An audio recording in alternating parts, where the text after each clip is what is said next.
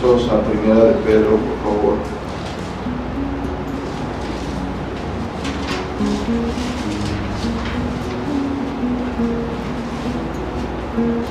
Ya están todos en Primera de Pedro, capítulo 1, verso 15.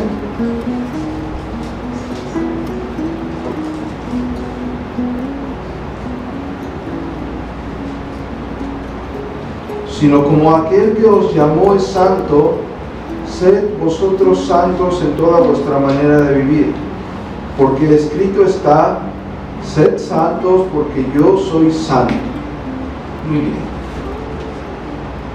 Cuando hablamos o cuando nos referimos a la santidad de Dios y a la santidad que tiene que tener cada creyente, es decir, su manera de conducirse ante los ojos de Dios, siempre damos, en este caso nosotros como hermanos reformados, siempre damos un punto de vista teológico y nos acercamos a este tema con reverencia, pero nos enfocamos a lo que nosotros podemos percibir teológicamente de lo que la Escritura nos enseña. Y desgraciadamente hay un punto entre el conocimiento y entre la acción del creyente. Es decir, una cosa es conocer que Dios es santo y saber que nosotros tenemos que vivir en santidad, y otra cosa es verdaderamente vivir en santidad. Es una necesidad a la vida de cada uno de nosotros agradar a Dios. Debe de existir en la vida del creyente e imputada a nosotros por el Espíritu Santo, debe de existir un anhelo, un celo, un deseo por vivir para Dios todos los días de nuestra vida. Debe de estar implícito en nosotros. Debemos de pelear y luchar, debemos de anhelar hacerlo. Desgraciadamente no siempre ocurre así. Es por eso que el día de hoy le puse como nombre a esta pequeña plenaria: el secreto de una vida espiritual sana. ¿Qué es lo que, a dónde nos arrojan las Escrituras para que cada uno de nosotros logre vivir esa plenitud en Cristo? Tenemos que entender que primero el hombre tiene que ser regenerado. A una persona que no ha sido sellada con el Santo Espíritu de Dios, le es imposible agradar a Dios. Únicamente por medio de Jesucristo. Nuestro Señor Jesucristo dijo: y esta es la vida eterna, que te conozcan a ti, el único Dios verdadero, y a tu Hijo, a quien has enviado. Podemos conocer un poco de las Escrituras, pero quizás no conocemos al Dios de las Escrituras. Podemos acercarnos a las Escrituras y quizás entender un verso, pero quizás no entendemos lo que Dios quiere por medio de su verso en nuestras vidas. Hemos de recordar que cada uno de nosotros fue creado con un solo propósito: agradar a Dios. Somos hechos para alabanza de su gloria. Es aquí donde nosotros lanzaríamos la pregunta más importante: ¿ustedes viven para agradar a Dios? Su vida, sus pensamientos, sus actitudes están hechas para agradar verdaderamente a Dios en cada momento. Es decir, nuestra vida glorifica a Dios, al Dios de las Escrituras. Cuando nosotros se nos es anunciado las buenas nuevas de salvación, cuando alguien nos predica las buenas nuevas de salvación, Dios mediante su Santo Espíritu, la Escritura dice en Efesios capítulo 1 verso 13, habiendo oído que la palabra de verdad, el evangelio de ¿qué? De nuestra salvación, y habiendo creído en él, somos sellados con el Santo Espíritu de la promesa. Ese sello es el que nos permite entender la grandeza de la gloria de Dios por medio de Jesucristo. Humilla al ser humano, y al ser humano le da esa convicción donde el ser humano puede ver lo vil que es ante los ojos de un Dios santo. Nosotros recordemos que el profeta Isaías en el capítulo 6, en el verso 5 dice: ay de mí que soy de labios inmundo y habito entre un pueblo de labios inmundo. Bueno, el profeta tenía convicción, había una convicción en su vida que le permitía decir eso, que lo llenaba de esa convicción de pecado. Ahora,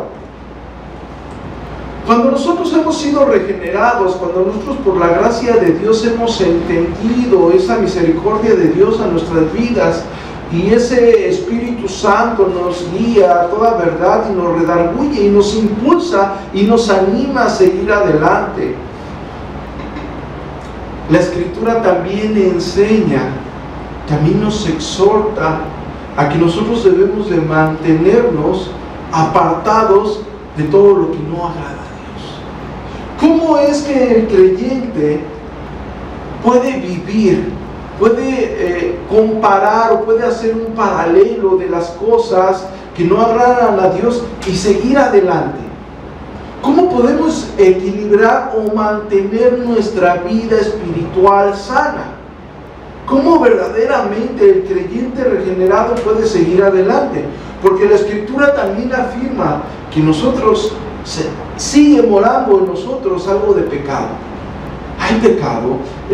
La Escritura lo afirma en la primera carta que el apóstol Juan escribe en el capítulo 1. Es decir, quien diga que no tiene pecado, miente, está mintiendo. ¿Por qué? Porque todos nosotros en alguna forma hemos pecado. Cuando nosotros somos regenerados, cuando nosotros somos por la gracia de Dios justificados y regenerados, el pecado no se elimina por completo en nuestras vidas. Pero debe de haber, o la Escritura afirma, que hay una obra sobrenatural en nosotros, en la cual nosotros nos alejamos de aquello que no agrada a Dios. Ahora, el fin de impulsar este breve argumento es para que cada uno de nosotros logremos tener esa vida espiritual sana, que la Biblia afirma que nosotros tenemos que tener, que la Biblia afirma que nosotros batallaremos en algunas cosas. Es por eso que vamos a hacer un breve recorrido, primero para entender lo que la Biblia dice respecto a eso, y después daremos los puntos esenciales para una vida espiritual sana. Primero quiero que me acompañen a Juan en el capítulo 15. El Evangelio según San Juan en el capítulo 15, por favor.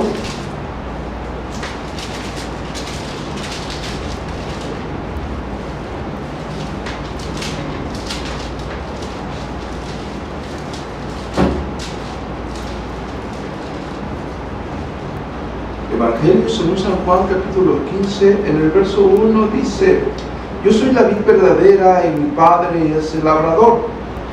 Todo pámpano que en mí no lleva fruto lo quitará, y todo aquel que lleva fruto lo limpiará, para que lleve más fruto. Ya vosotros estáis limpios por la palabra que os he hablado. Permaneced en mí y yo en vosotros.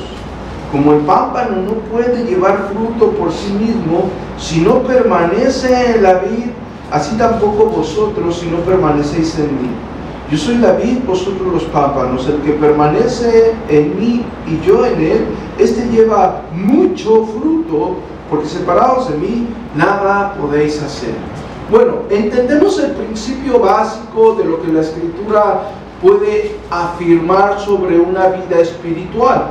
Es decir, nosotros, gracias a la misericordia de Dios, se nos es imputada la vida de Dios.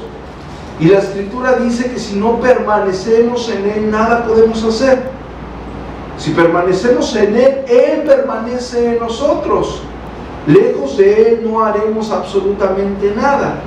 Como principio básico del creyente, nosotros tenemos que entender que primero el creyente, es decir, la persona, debe de verdaderamente haber sido o haber creído verdaderamente en Jesucristo. ¿Para qué? Para que permanezca en Cristo, para ser hecho parte de la familia celestial. Habiendo creído en Él, Él está en nuestras vidas y nosotros estamos en Él. Tenemos que permanecer en Cristo. Vamos a Gálatas en el capítulo 2, por favor.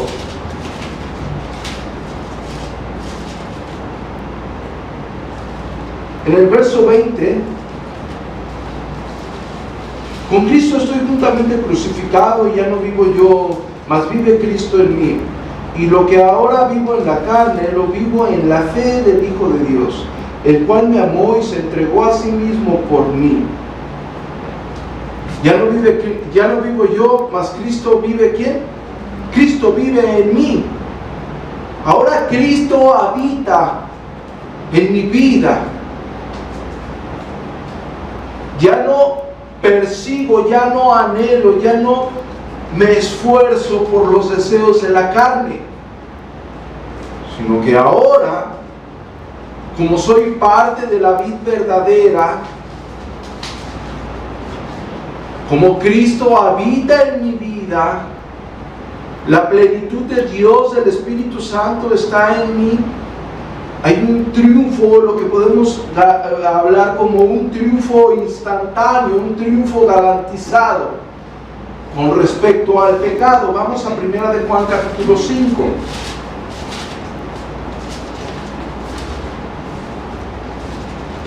Primera de Juan capítulo 5.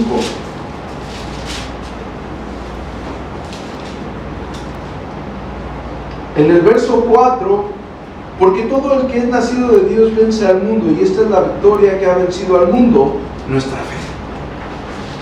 Bueno, el que es nacido de Dios, según la Escritura, hay un triunfo sobre el pecado instantáneo, pero no hay una erradicación del pecado. El cristiano, el verdadero creyente, la persona que verdaderamente ha sido sellada con el Espíritu de Dios, según la Escritura, vence al mundo. El que no ha nacido de nuevo puede luchar de mil formas. Recordemos que inclusive dentro del cristianismo, pero lejos del cristianismo, la filosofía griega, por ejemplo el ascetismo, ellos luchaban para mantener una vida espiritual mediante abstenerse de alimentos, mediante sus fuerzas. Pero cuando esta persona vuelve a inquirir en aquello, ¿dónde va a volver su vida? A sus deseos, a los deseos que están en la naturaleza del ser humano. Es por eso que el ser humano necesita una obra sobrenatural en su vida. Si esta obra sobrenatural no ha ocurrido, le va a ser imposible, aunque pase toda su vida dentro de una iglesia, sea cual sea la denominación. Es imposible, porque necesita la vida de Dios para poder salir adelante, para poder luchar. Vamos a Romanos en el capítulo 6, por favor.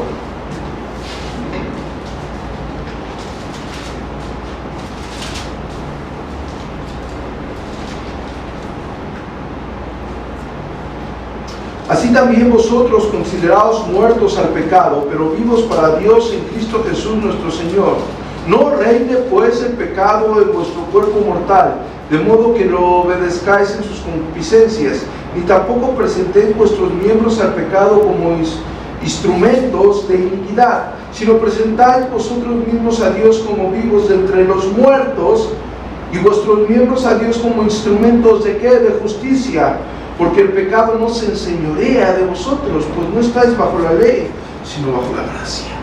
Es decir, el pecado ya no se enseñorea de nuestras vidas.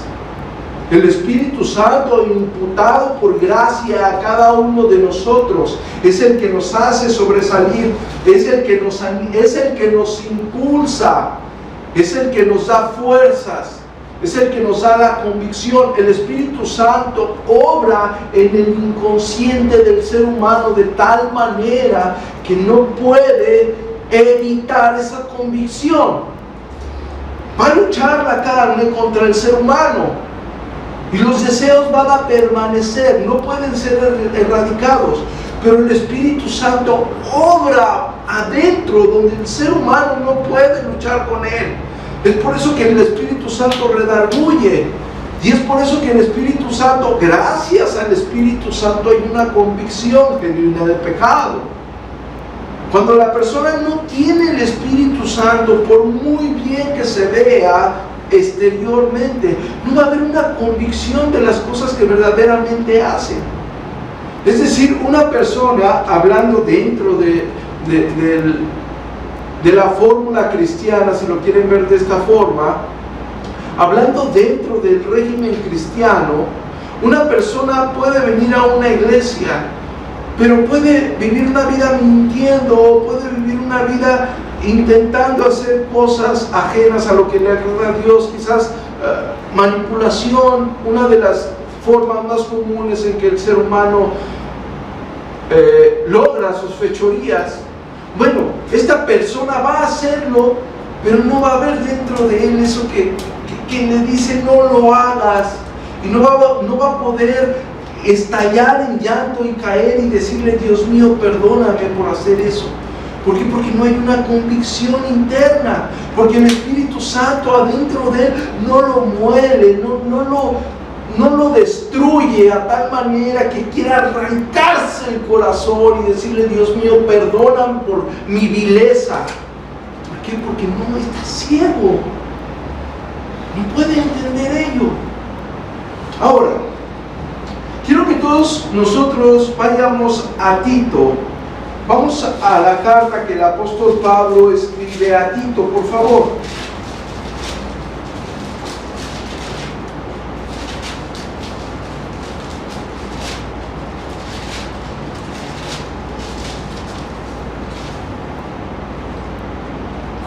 En el capítulo 3, verso 5.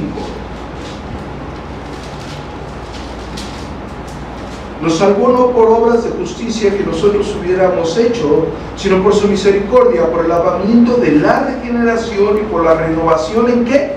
En el Espíritu Santo. Aquí entra la Trinidad implícita. Bueno, nosotros que hablamos un poco acerca de lo que consideramos en la Escritura como el pacto eterno, vimos que Dios tiene un plan perfecto para el ser humano, un plan perfecto de redención. En ese plan perfecto de redención, cada uno de nosotros, por la gracia de Dios, hemos sido redimidos. Ahora, el creyente está hecho para la alabanza de la gloria de Dios.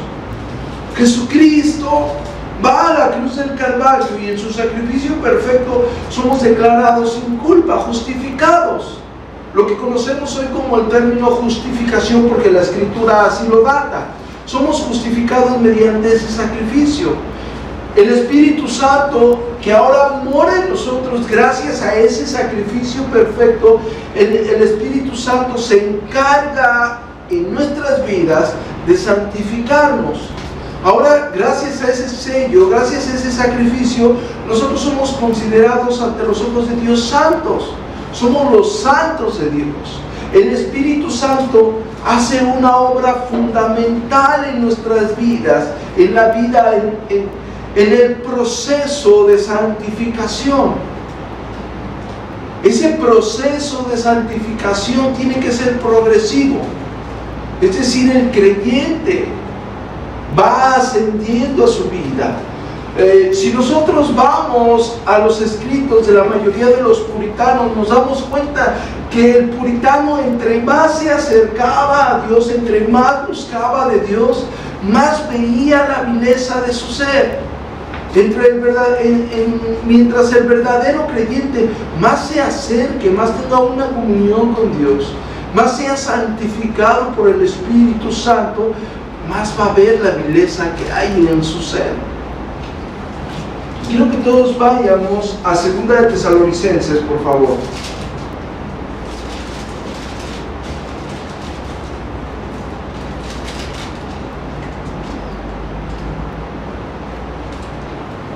En el capítulo 2, verso 13.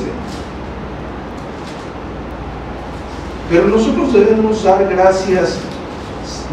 siempre gracias a Dios respecto a vosotros, hermanos amados por el Señor, de que Dios nos haya escogido desde el principio para salvación mediante la santificación. ¿Por qué? Por el Espíritu y la fe en la verdad. Bueno, la santificación es por medio de ¿qué? Del Espíritu. Y también dice mediante ¿qué? Y la fe en la verdad. Es decir, somos santificados, hemos reconocido a Jesucristo como nuestro único y suficiente Salvador, arrepintiéndonos de nuestros pecados. Y Dios en su misericordia nos ha sellado con su Santo Espíritu. Hemos creído en Él. El Santo Espíritu, según las Escrituras, se va a encargar de nuestras vidas con respecto a la santificación. Vamos a Romanos capítulo 8.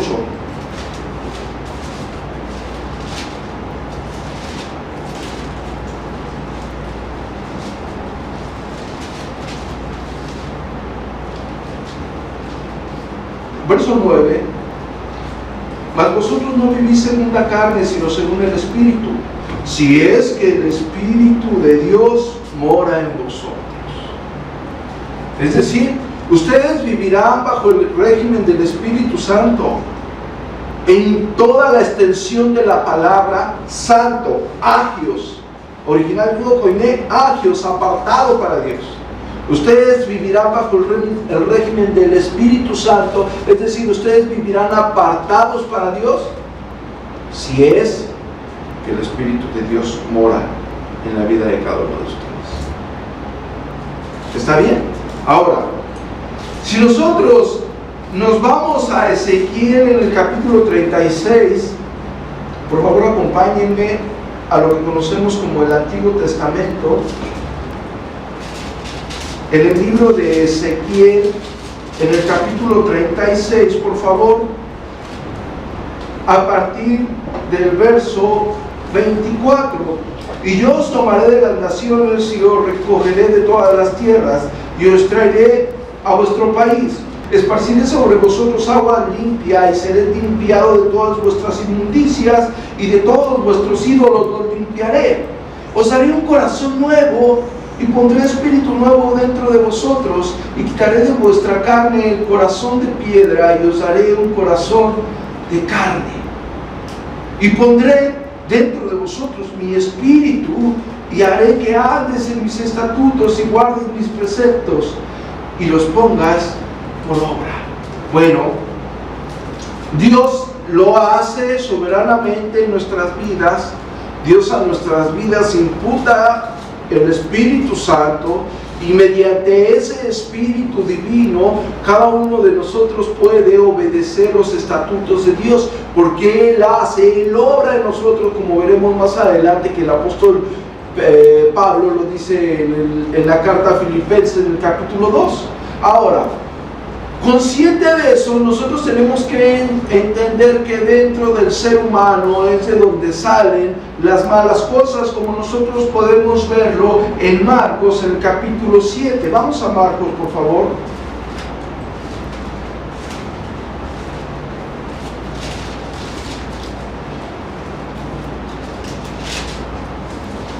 Verso 20. Pero decía que lo que del hombre sale, eso contamina al hombre, porque dentro del corazón de los hombres salen los malos pensamientos, los adulterios, las fornicaciones, los homicidios, los hurtos, las avaricias, las maldades, el engaño, la lascivia, la envidia, la maledicencia, la soberbia, la insensatez. Todas estas cosas de dentro salen y contaminan al hombre. Muy bien. Es por eso que es necesaria una obra sobrenatural. ¿Por qué? Porque nuestro corazón, dentro de nuestro corazón salen todas estas perversidades que ofenden a Dios. ¿Por qué? Porque nosotros tenemos que tener en cuenta que Dios es un Dios santo. Cuando no vemos estas cosas tan perfectas es porque el ser humano rebaja a Dios a la vileza del ser humano. Y el ser humano no considera esas cosas como ofensivas a Dios. Pero la Biblia dice que todas estas cosas son, a los ojos de Dios, son abominación, son malas, perversas. Dios las aborrece. Dios está en contra de ellas. Y es por eso que el ser humano necesita una obra regeneradora por medio del Santo Espíritu de Dios, para que el ser humano cambie radicalmente eso que hay dentro del ser humano. El hombre muerto en delitos y pecados no puede ver esto, no puede ver la gloria de Dios, la santidad de Dios, y no puede ver la vileza del ser humano. Es por eso que se necesitaba la obra regeneradora por medio del Santo Espíritu de Dios, gracias a la obra redentora de Cristo, gracias al sacrificio perfecto de Jesucristo en la cruz. Era necesario a nuestras vidas. Ahora, teniendo en cuenta que se necesita un cambio radical en nuestra vida, también tenemos que considerar que nunca seremos perfectos en esta tierra, pero debemos crecer en la gracia de Dios. Vamos a 2 de Pedro capítulo 3, por favor.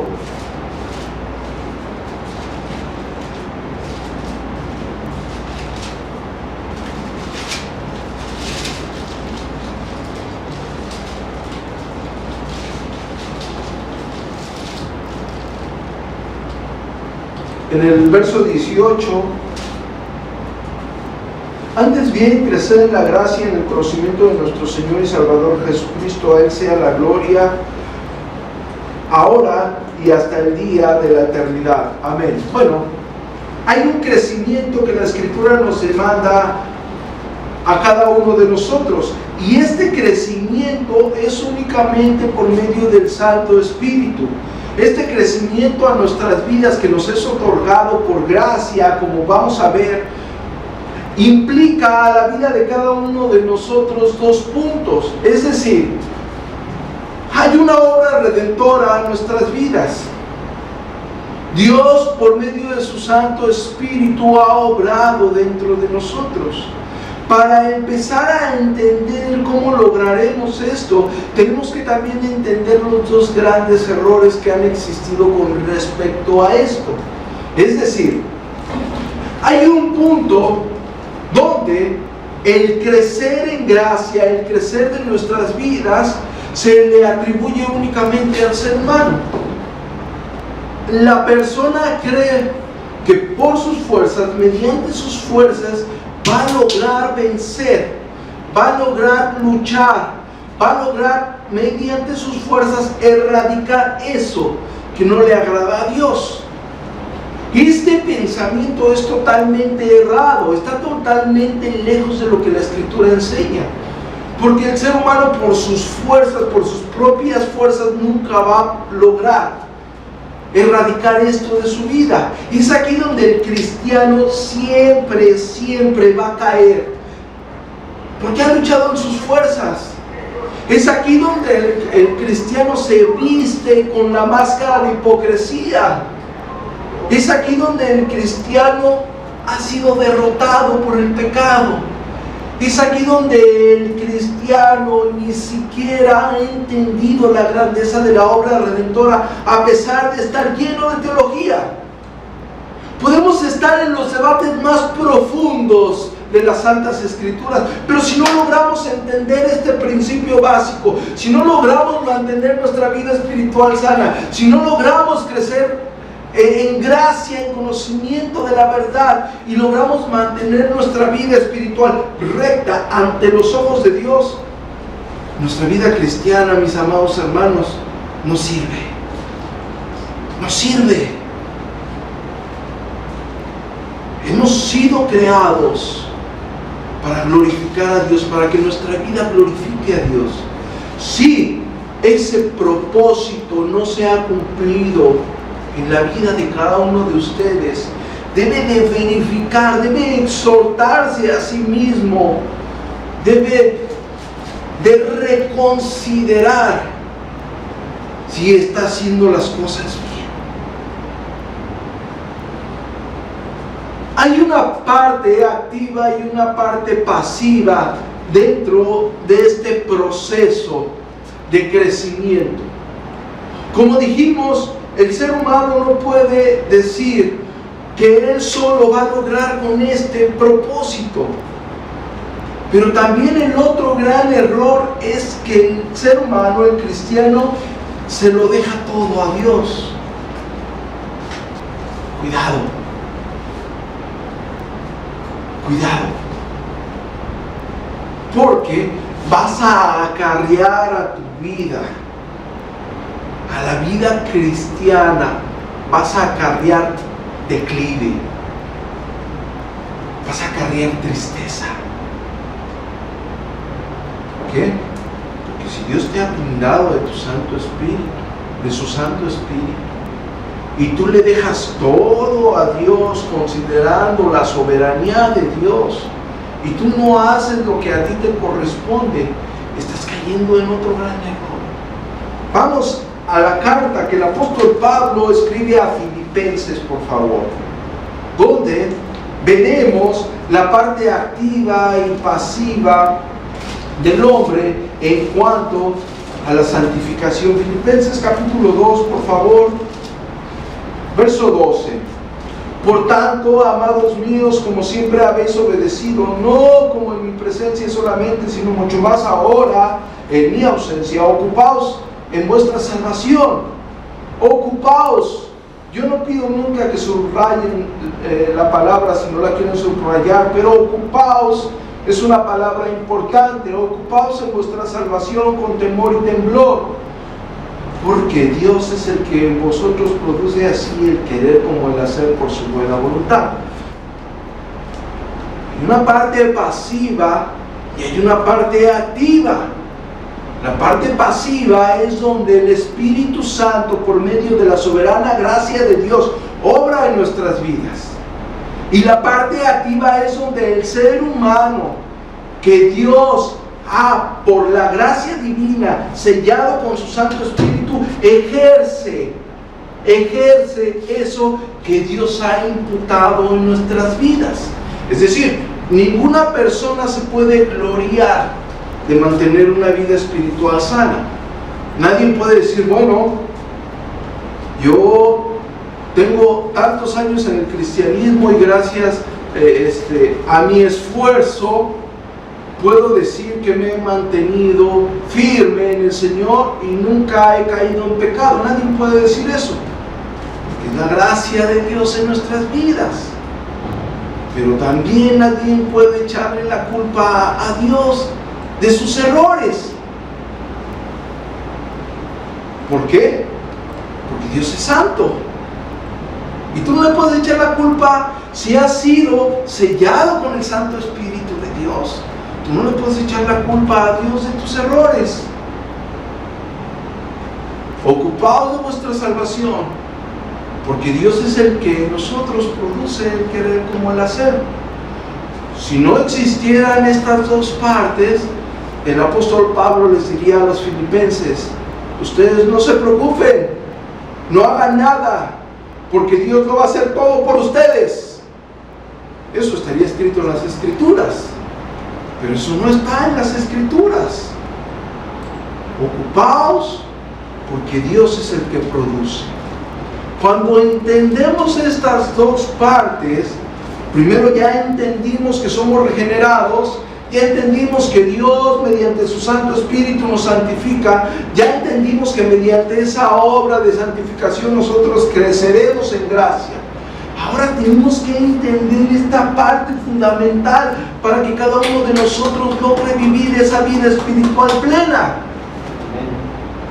Si no logramos hacer eso, batallaremos toda nuestra vida y daremos un paso a la izquierda o daremos un paso a la derecha y nos inclinaremos por cualquiera de estas dos posiciones erradas. Una, déjaselo todo a Dios. Dos, yo voy a trabajar en mis fuerzas. Pero cuando el hombre de Dios, conforme a las Escrituras, con una vida espiritual sana, se para en medio y entiende estas dos partes, es decir, la gracia de Dios que humilla mi ser, que me hace entender que yo no soy nada ni puedo nada sin Él, que me fortalece y me anima a seguir adelante, que me encamina en su gracia, en su conocimiento, en su plenitud, pero que también me hace entender que yo tengo que esforzarme. Y cuando me estoy esforzando en esa gracia, el Espíritu Santo me da el entendimiento que por medio del Espíritu Santo es que yo me estoy esforzando. vemos aquí el equilibrio perfecto, donde el ser humano no está pasivo, no está activo únicamente, es decir, no es él el que hace todo, pero tampoco lo sentamos al ser humano y le decimos al ser humano, no hagas nada. Si el Espíritu de Dios está en el hombre, el Espíritu de Dios hace que venza al mundo. Si no, como dijo el apóstol Pablo, es que el Espíritu Santo no mora en ti. Entonces, dentro de este grandioso conocimiento, vamos a emprender, vamos a visualizar cómo nosotros podemos mantener una vida espiritual sana. Necesitamos mantener una vida espiritual sana. Necesitamos entender este concepto y no desviarnos, sino abrirnos. Necesitamos vivir para la gloria de Dios. Y lo que cada uno de nosotros necesita. Yo no necesito el nuevo libro de teología que acaba de salir. Sería bueno adquirirlo. Lo que yo necesito es vivir para la gloria de Dios. Yo no necesito un carro nuevo, sería bueno tenerlo. Lo que yo necesito es vivir para la gloria de Dios. Necesitamos entender este concepto y caminar por la línea correcta. Ahora, quiero que todos vamos a dar un pequeño, muy pequeñísimo viaje por las Escrituras, cómo las Santas Escrituras nos estimulan a luchar contra el pecado. Ya hemos entendido que Dios obra en nosotros, la parte pasiva de la que estamos hablando. Dios soberanamente, donde el ser humano no hace nada para esa salvación, es decir, el ser humano no mueve ni un dedo para esa salvación. La salvación es por gracia, Dios lo otorga gratuitamente. Cuando vemos el libro de Hechos y vamos al capítulo 16, vemos cómo Dios abre el corazón de Lidia para que ella estuviera atenta. Dios obra dentro del corazón del ser humano, como vimos en Ezequiel 36. Dios es el que hace, Dios pone el Santo Espíritu. La salvación es completamente teocéntrica, el hombre es receptor de la gracia.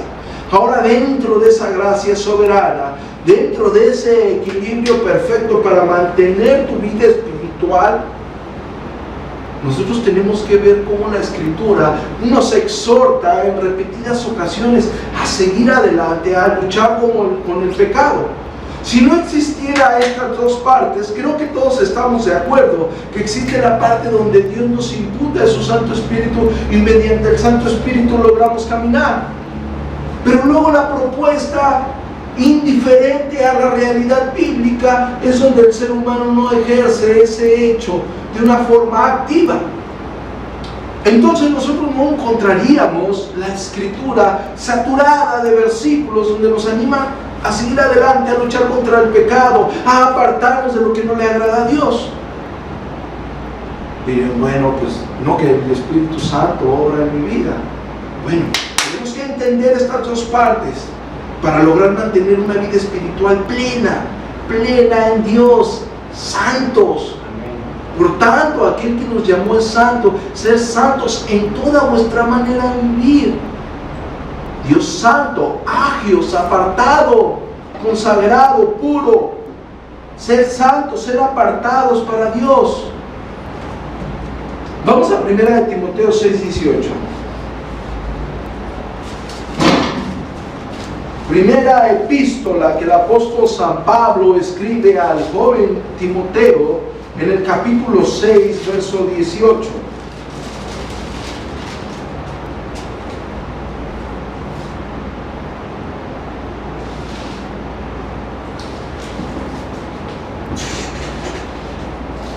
Que hagan bien, que sean ricos en buenas obras, dadivosos, generosos, atesorando para sí buen fundamento para lo porvenir, que echen mano de la vida eterna. Hay una exhortación. Vamos a Efesios capítulo 6, por favor. Efesios capítulo 6.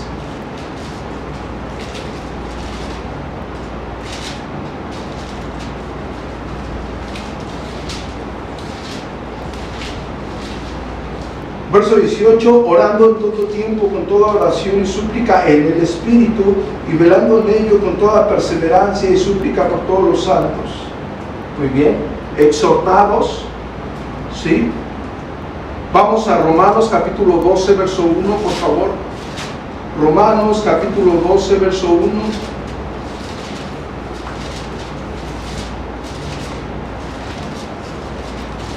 Creo que este texto es bastante explícito. Así que, hermanos, os ruego por la misericordia de Dios que presentéis vuestros cuerpos en sacrificio vivo, santo, agradable a Dios, que es vuestro culto racional. No os conforméis a este siglo, sino transformados por medio de la renovación de vuestro entendimiento, para que comprobáis cuál sea la buena voluntad de Dios, agradable y perfecta. Otra exhortación, vamos a 2 de Corintios capítulo 7, verso 1. Segunda de Corintios, el capítulo 7, verso 1, por favor. Quiero que todos estén ahí.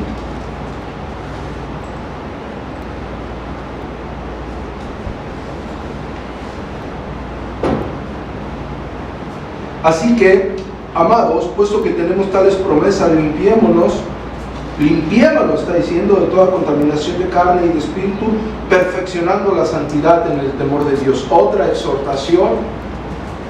Vamos a Hebreos. Ahí tengo más citas, pero yo creo que con estas estará más que claro. Vamos al libro de Hebreos, por favor, en el capítulo 12. Hebreos capítulo 12, en el verso 1, por tanto, nosotros también, teniendo en derredor nuestro tan grande nube de testigos, despojémonos de todo peso y del pecado que nos asedia. ¿De qué nos tenemos que despojar? Muy bien. Y corramos con paciencia la carrera que tenemos por delante. Puesto los ojos en Jesús, el autor y consumador de la fe, el cual por el gozo puesto delante de él sufrió la cruz, menospreciando el oprobio, y se sentó a la diestra del trono de Dios. Bueno, la Biblia está saturada de estos argumentos para nuestra edificación, es decir, un impulso. Ahora que ya hemos considerado esta gran verdad, esta grandiosa verdad de las Escrituras, donde Dios de una forma soberana implanta en la vida de la persona su Santo Espíritu, dijimos, la salvación es por gracia, el ser humano es totalmente pasivo en la obra de la salvación, ¿sí? El ser humano recibe la salvación por gracia, el ser humano es sellado por el Santo Espíritu. Ahora ese Santo Espíritu que Dios ha implantado en la vida del ser humano lo va a impulsar a seguir adelante, pero el ser humano tiene que ejercer, el ser humano tiene que hacer eso que al cristiano, que el Espíritu Santo impulsa al cristiano. Si el cristiano o el supuesto cristiano no ha sido impulsado a consagrarse a Dios, como vimos en la Escritura, como dice la misma Escritura, la persona debe de considerar si tiene el Espíritu de Dios para seguir adelante.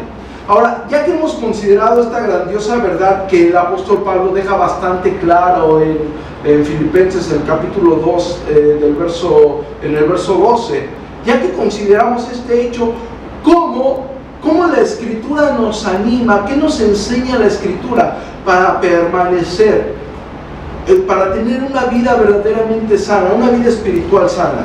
Ya vimos cómo la Escritura nos arroja a estas dos partes, es decir, a este equilibrio perfecto espiritualmente. Ya vimos cómo la Escritura nos empapa de ello. Ahora, ¿cómo hacemos para mantener? ¿Qué pruebas tenemos en las Escrituras para crecer en esta gracia? Yo creo que esto que a continuación voy a dar es de lo más elemental.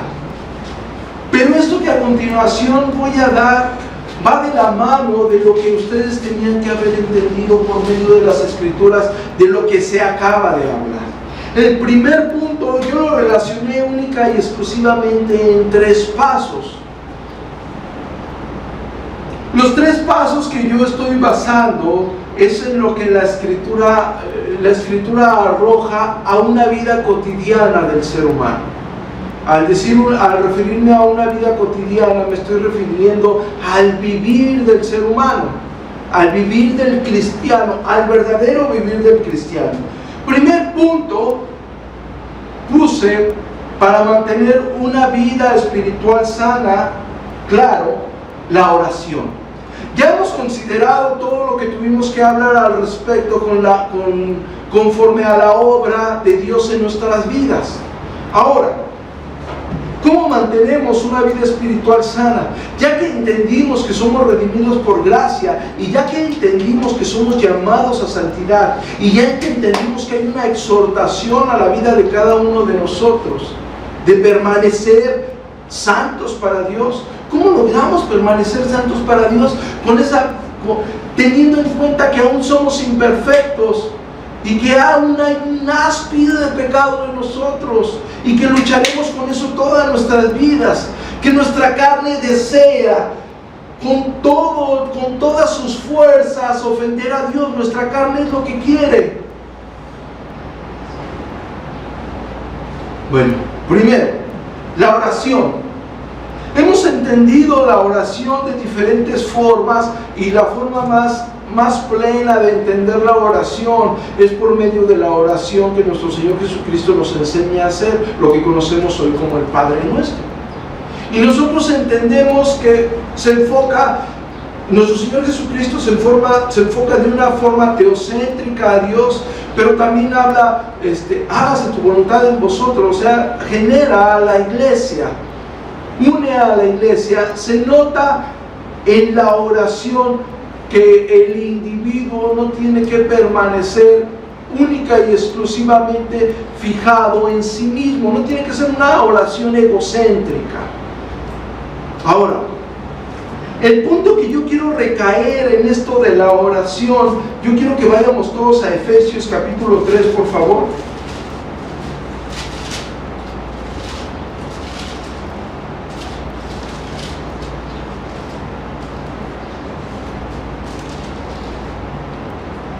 Vean lo que dice el apóstol Pablo en el versículo 14. Por esta causa doblo mis rodillas ante el Padre de nuestro Señor Jesucristo, de quien toma nombre toda familia en los cielos y en la tierra,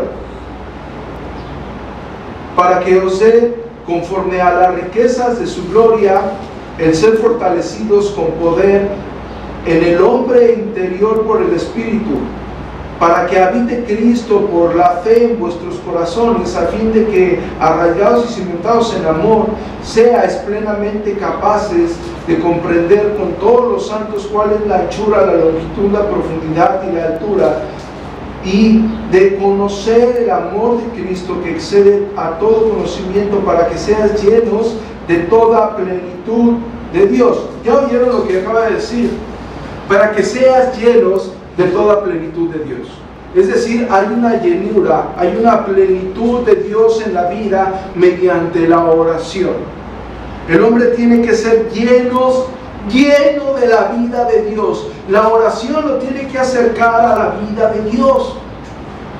Estamos lejos de hablar de esa oración perversa donde el ser humano enfoca su tiempo, si le llamamos de oración, su tiempo de oración, a pedir y a exigirle a Dios, a decretar, a establecer. Estamos lejos de ese pensamiento. Pero muchas veces no enfocamos nuestra oración a esa plenitud en Cristo, a conocer a Dios. Desgraciadamente, siempre hay algo bueno y algo malo en diferentes etapas de la historia, cuando Dios levanta a hombres para que vuelvan a predicar el santo evangelio. Cuando en este siglo y en el siglo pasado Dios levanta a hombres para volver a la sana doctrina, desgraciadamente ocurrió una forma extrema, un brazo extremo de lo que el creyente puede propiciar a consagrarse para Dios. Y esto ocasionó también algunas mentiras, es decir, personas implantan o ponen cargas a las demás personas que ellos mismos no han podido llevar nunca y que nunca podrán llevar. ¿Sí? Podemos ver, con toda la plenitud de la palabra, y lo digo porque he estado en lugares así, podemos ver a personas alejado de lo que el ambiente carismático enseña, a personas orando como si se derramara un verdadero celo por Dios, es decir, oran y Dios, soy tan vil y perdóname, y casi lloran y se deshacen.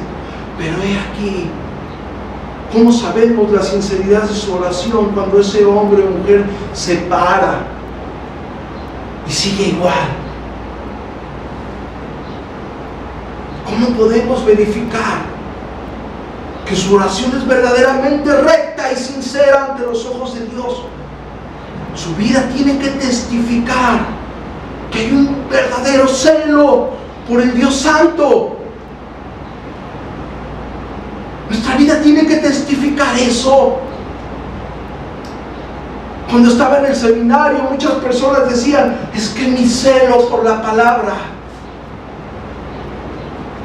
No voy a hablar de su vida de ellos, pero yo sabía que su celo por la palabra era mentira, porque el celo que el cristiano debe de tener es un celo por agradar a Dios antes que nada. Ese es el verdadero celo que hay en la vida del creyente.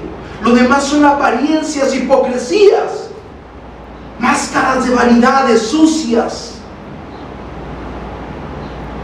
El creyente es hecho para alabanza de la gloria y entiende eso.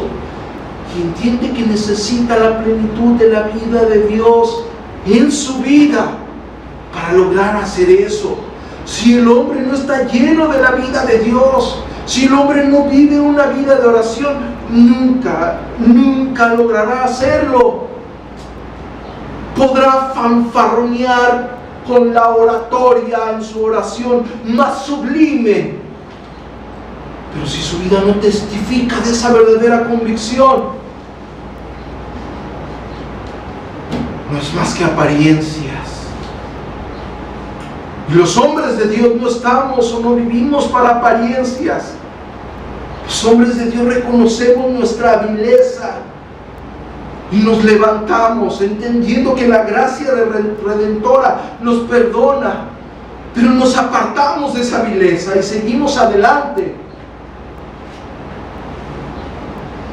La oración en nuestras vidas, hermanos, la oración, el hombre de Dios que quiere verdaderamente una vida espiritual sana, que verdaderamente quiere vivir para glorificar a Dios, que verdaderamente quiere con todo su ser agradar a Dios, tiene que vivir una vida en oración. Una vida en oración como primer paso, mis hermanos. Puedo, como hice anteriormente, citar versos.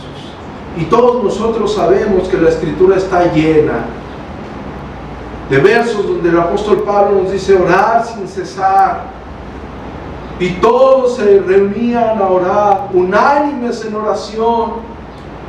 Orar por vosotros, orar.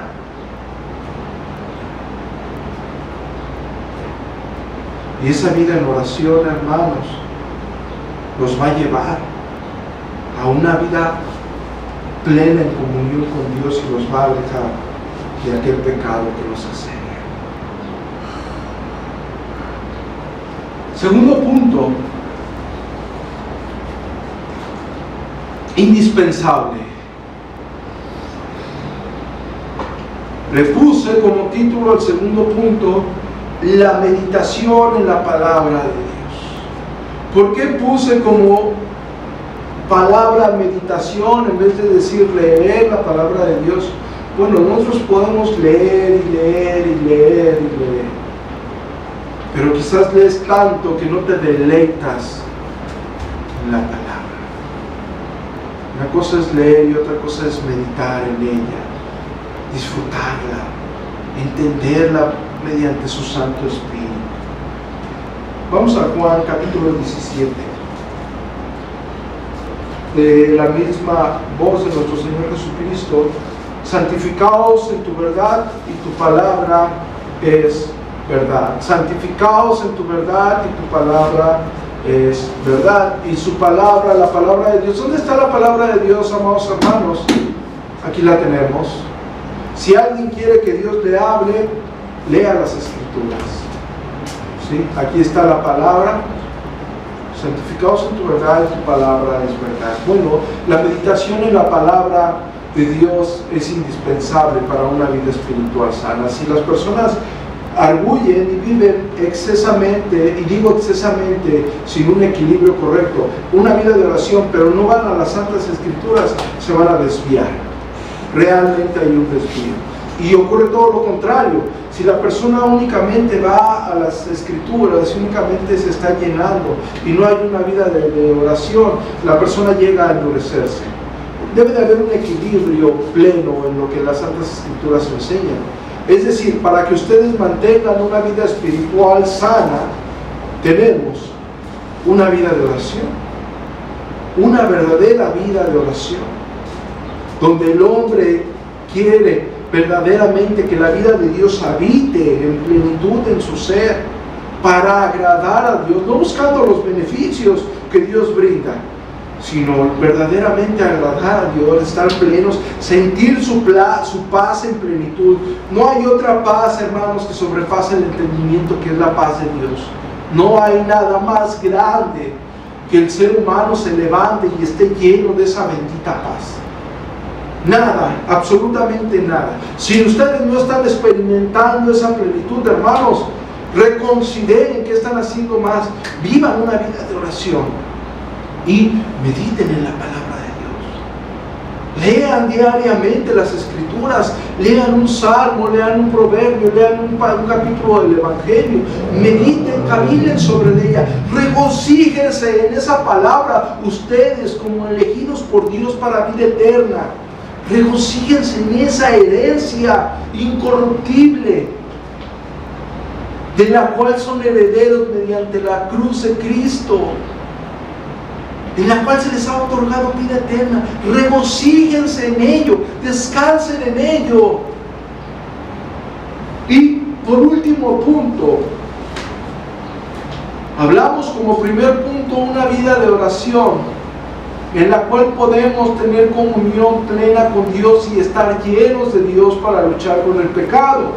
Hablamos como segundo punto la meditación de la palabra, porque si no entendemos los preceptos de la palabra, si no sabemos lo que la palabra dice, si no entendemos lo que la palabra anuncia, ¿cómo guardaremos los preceptos, los mandamientos de la palabra? Es decir, vamos a un equilibrio. Y como tercer punto, yo quiero impulsar a todos ustedes a la fidelidad al culto público. Y quiero que todos ustedes me acompañen a Hebreos 10. ¿Por qué puse este punto? Bueno, por lo que Hebreos 10 dice. Hebreos 10, el capítulo 23, en el versículo 23. Mantengámonos firmes sin fluctuar la profesión de vuestra esperanza, porque fiel es el que prometió. Y después dice en el verso 24: y consideremos unos a otros para estimularnos al amor y a las buenas obras. Es decir, unos con otros hay que estimularlos, no dejando de congregarnos como algunos tienen por costumbre, sino exhortándonos, y tanto más cuando veas que aquel día se acerca. Es decir, el culto público, lo que nosotros llamamos hoy en día como reunión, o llamamos como congregarnos, como congregación, nosotros podemos ver que no solamente es que ustedes vengan porque quieren de alguna u otra forma salirse de su casa. La exposición fiel de la palabra, hermanos, va a hacer algo en sus vidas. ¿Sí? Ustedes no vienen a que yo los entretenga, ni vienen a que, gracias a Dios, tenemos clases de teología en la tarde, pero tampoco vienen a que yo los llene de teología, sino vienen a que la exposición fiel de las Santas Escrituras haga algo en sus vidas.